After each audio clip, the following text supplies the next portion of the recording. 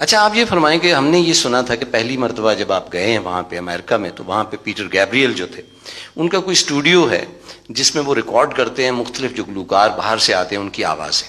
اور جب آپ کو انہوں نے ریکارڈ کیا تو خواتین حضرات ان کا یہ کہنا تھا کہ میں جس کمپیوٹر پر مختلف گلوکاروں کی آوازیں ریکارڈ کرتا ہوں تو نصرت فتح علی خان جب پلٹاتے تھے اپنی آواز کو تو کمپیوٹر پیچھے رہ جاتا تھا. یہ واحد شخص ایسے.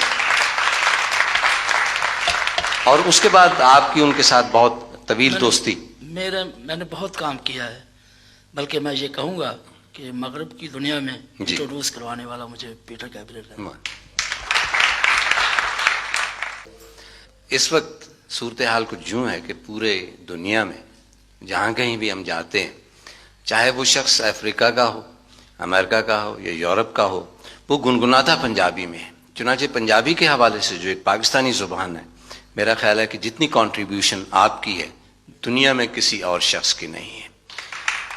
تو آپ کا دل اس طرف آتا تھا، تاثر اس میں زیادہ تھا، گائکی اس میں زیادہ تھی، ردم اس میں زیادہ تھی، کیا وجہ تھی؟ پہلے لوگ اس کو ایوائڈ کرتے تھے. کیونکہ پنجابی ایک تو میری مادری زبان ہے، دوسرا پنجابی میں جو ایک تاثیر ہے واہ وہ بہت کم زبانوں میں ہے. کیونکہ صوفیاء نے بھی پنجابی میں کافیاں لکھیں، دوہے لکھے، اور مجھے پنجابی زبان سے عشق ہے. اور خاص طور پہ صوفیاء کا کلام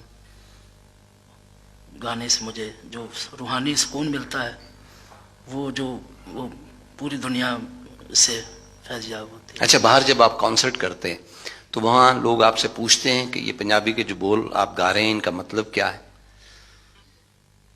اب تو میری گائی ہوئی جو چیزیں پنجابی کی جی ان کا کافی زبانوں میں ترجمہ ہوا ہے. جرمن زبان میں ہوا، فرینچ میں ہوا، انگلش میں ہوا، جاپانی زبان میں ہوا.